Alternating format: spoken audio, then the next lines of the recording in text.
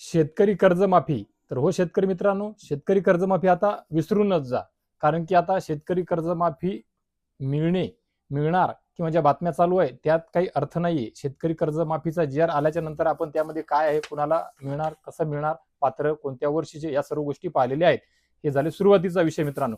परंतु आता खऱ्या अर्थाने जेव्हा शांतपणे सर्व काही वाचलं, सर्व काही समजून घेतलं, एक एक अट समोर येत आहे, की आपण त्याला हेडलाईन करत आहे, त्यानंतर आता कुठे समजत आहे की शेतकरी कर्ज कर्जमुक्ती शब्द वापरलेला आहे यांनी. कर्जमुक्ती तर खूप मोठा शब्द असतो. कर्जमुक्त करण्याकरता इथून पुढे भविष्यामध्ये शेतकऱ्याला कर्ज घ्यायची आवश्यकता पडली नाही पाहिजे, गरज नाही पडली पाहिजे, तेव्हा कुठे कर्जमुक्ती हा शब्द तुम्ही वापरू शकता. परंतु ते तर कधी तुमच्याकडून होणेच नाहीये. आता आला विषय कर्जमाफीचा. तर कर्जमाफीमधून सुद्धा तुम्हाला सर्वांना जवळपास वगळल्यात जमा आहे आपण सर्व काही शेतकरी बांधव. कारण की यांच्या अटीच अशा आहेत, शर्ती अशा आहेत की त्यामध्ये तुम्हाला कर्जमाफी मिळण्याचा संबंधच नाही मित्रांनो. सर्वात मोठा विषय, सर्वात मोठी अट म्हणजे 2019च्या कर्जमाफीमध्ये ज्या शेतकरी बांधवांना लाभ मिळालेला आहे त्या शेतकरी बांधवांना 2 लाख रुपयाची कर्जमाफी मिळणार नाही मित्रांनो. आता सांगा, 2019 मध्ये काय कर्जमाफी शेतकरी बांधवांना मिळाली नसेल का? 80-90% शेतकरी बसले असतील, 5-10% शेतकरी त्यामध्ये काही कारणास्तव, कागदपत्र असतं किंवा इतर तांत्रिक त्रुट्यांमुळे, अडचणींमुळे बसले नसतील, पण 90% शेतकरी तर बसलेच असतील ना. आता 90% शेतकरी 2019 मध्ये बसले, त्यांना जर आता हा 2 लाख रुपयाच्या कर्जमाफीचा लाभ द्यायचा नसेल, तर मग यांनी जेव्हा विधानसभेच्या अगोदर 7-12 कोरा, 7-12 कोरा, 7-12 कोरा इथपर्यंत गप्पा मारल्या, मग त्यावेळेसच त्यांनी स्पष्ट सांगायला हवं होतं की ज्या शेतकरी बांधवांना 2019 मध्ये कर्जमाफीचा लाभ मिळालेला आहे त्या शेतकरी बांधवांना आम्ही सत्तेमध्ये आल्याच्या नंतर कर्जमाफी 2 लाखाची हा जो आहे काही या योजनेचा लाभ देणार नाही, हे त्यांनी तेव्हा स्पष्ट सांगायला हवं होतं. सोबतच एकतर त्यांनी सांगितलं होतं की आम्ही आल्याच्या नंतर आम्ही 7-12 कोरा करू, ते साफ खोटं सांगितलं होतं. आल्याच्या नंतर केलं नाही, आल्याच्या नंतर शब्द बदलला, आल्याच्या नंतर परत सांगण्यास सुरुवात केली की आम्हाला अजून 5 वर्ष वेळ आहे. तुम्हाला 5 वर्ष वेळ आहे म्हणजे काय, कर्जमाफीचा जाहीरनाम्यामध्ये, मॅनिफेस्टोमध्ये दिलेला जो शब्द आहे त्याला तुम्ही फॅशनमध्ये घेता का? कर्जमाफीचा विषय म्हणजे कर्जमाफी म्हणजे असते तरी काय, तुम्ही कर्जमाफीला समजता तरी काय?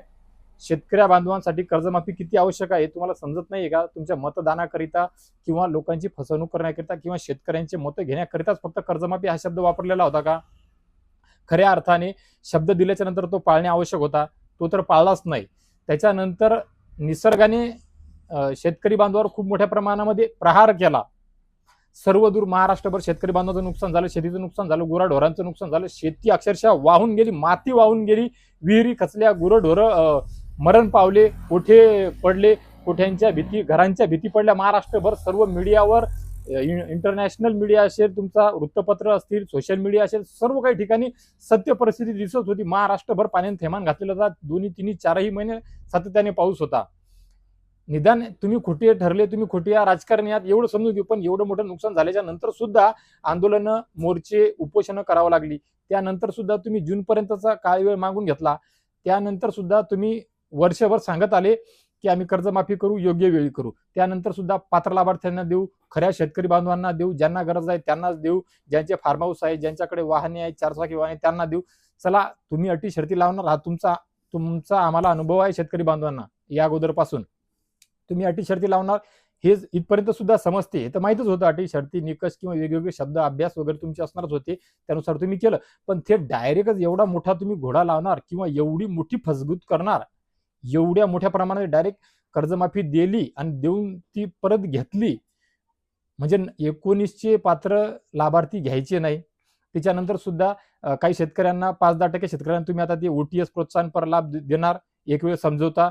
त्याचे सुद्धा खतरनाक निकष तुमचे 2022, 23, 24, 25 या 3 वर्षामध्ये संपल्याच्या नंतर 30 जूनपूर्वी बँकेचे प्रचलित नियमानुसार विहित वेळेत यापैकी नंतरची असेल त्या दिनांकापूर्वीची परतफेड केलेल्या शेतकऱ्यांना प्रोत्साहनपर देण्याच्या हेतूने 50,000 रुपयाचा लाभ देण्यात येईल. तथापि अशा पात्र शेतकऱ्यांनी सन 25-26, सन 26-27 या आर्थिक वर्षात अल्पमुदत पीक कर्ज घेतले असल्यास अशा कर्जाची देखील विहित मुदतीत परतफेड करणे अनिवार्य आहे. म्हणजे द्या कोणाला लागले. आणि आपल्या सर्वांना 50,000 रुपयाचा प्रोत्साहनपर अनुदानाचा सुद्धा अनुभव आहे. मिळतो का, किती वर्षांनी मिळतो का, मिळतच नाही. तुम्ही म्हणता की बा ते ठाकरे सरकारने, महाविकास आघाडीने कबूल केलं, ते आम्ही दिलं, तुम्ही दिलं, तर तुम्ही किती 1.5-2 वर्षांनी दिलं का? किती शेतकऱ्यांना दिला? 10, 20, 5, 50 गावापैकी 4-4, 4-2, 4-2 शेतकऱ्यांना दिलं. आता 16, 17, 18 पासूनचे शेतकरी अजून काही कारणास्तव तांत्रिक अडचणीमुळे थकीत आहेत. त्यांना लाभ कोण देणार? तुम्ही तर थेट 19चे पात्र कर्जमाफीचे लाभार्थीच देऊन सोडून दिले. मग हे जर सोडायचे होते तर मग कर्जमाफी जाहीर केली कशासाठी? दिली तर मग आता जाहीर जर केली तर ती देत सुद्धा ही तर भेटतच नाहीये, ही कोणालाच भेटत नाहीये. आता याकरिता बोलणार कोण? विरोधक राहिलेले नाहीये. राजकीय परिस्थिती राज्याची आपण पाहत आहोत. मग याचा लाभ शेतकऱ्याच्या पदरामध्ये पाडून देणार कोण? कोणता शेतकरी नेता समोर येणार? कोणत्या शेतकरी नेत्यावर तुम्ही विश्वास टाकणार? आणि तुम्ही शेतकरी बांधव खरोखर रस्त्यावर कधी उतरणार? जरी आपण महाराष्ट्रीयन आहो, गरजा महाराष्ट्र माझा, आपण शंड नाही आहो, पण आपण बाहेर येणार कधी, रस्त्यावर येणार कधी, हे आपल्या पदरामध्ये पाडून देणार कधी? आपल्या हातीत आपलं फक्त एवढं की आपल्या हाती ते बटन दाबायचं आहे. तर मग आपण 29 मध्ये यांना जागा दाखवू. तोपर्यंत हे काहीतरी म्हणतात दुसरं आणतील आणि ते आणलं की तुम्ही आम्ही सर्व काही भुलून जाणार. आणि एवढं होऊन जर खरोखरच ज्या मशिनीवर प्रश्नचिन्ह उभे केल्या जातात तो जर काही प्रकार असेल तर मग तुमचं आमचं तर काही उरलेलंच नाहीये. मग अशा परिस्थितीमध्ये करायचं तरी काय? हे कर्जमाफी तर 5% लोकांना सुद्धा किंवा 10% लोकांना सुद्धा मिळेल असं वाटत नाही, अशी परिस्थिती आहे. एवढं करत असताना सुद्धा या शासन निर्णयाच्या अगोदर महाराष्ट्र राज्याचे मुख्यमंत्री बोलून गेले की आम्ही बँकांना यादी दिल्याच्या नंतर भलेही बँकांना आम्ही पैसे नंतर देऊ, कधी सुद्धा देऊ, पण बँक त्यांना कर्ज उपलब्ध करून देईल. म्हणजे बँकांना पैसे कधीही देऊचा काय अर्थ होतो? ऑलरेडी 5 ते 10% लोकांनाच तुम्ही कर्जमाफी देणार आहात. 5 ते 10% फक्त एवढ्या महाराष्ट्र राज्यातल्या. मग एवढा मोठा जो हजारो कोटीचा आकडा आहे की आम्ही एवढी मोठी कर्जमाफी करत आहोत, ती देत तरी कुणाला आहात? कारण की 2019 मध्ये पात्र ज्या शेतकऱ्यांना कर्जमाफी मिळालेली आहे त्या शेतकऱ्यांना तुम्ही ऑलरेडी कर्जमाफी 2 लाखाची देतच नाहीये. आणि ती ज्या शेतकरी बांधवांनी या 2-3 वर्षामध्ये कर्ज घेतलेले ते त्या अल्प मुदतीमध्ये परतफेड केलेले जर असेल, कारण ते अनिवार्य आहे, तुम्ही जे शासन निर्णयामध्ये सांगितलेलं आहे ते अनिवार्य झाल्याच्या नंतर त्या काही बांधवांना 50,000 रुपये तुम्ही देणार आहात.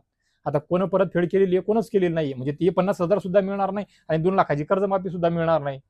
तुम्ही आश्वासन दिल्याच्या नंतर थांबा सुद्धा लावलं.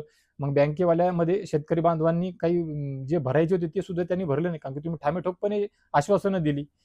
मॅनिफेस्टोमध्ये आश्वासनं दिली, जाहीरनाम्यामध्ये तुम्हाला स्पष्ट सांगितलं. अशा परिस्थितीमध्ये सांगितलेलं असताना आता शेतकरी बांधवांनी करायचं काय, जायचं काय?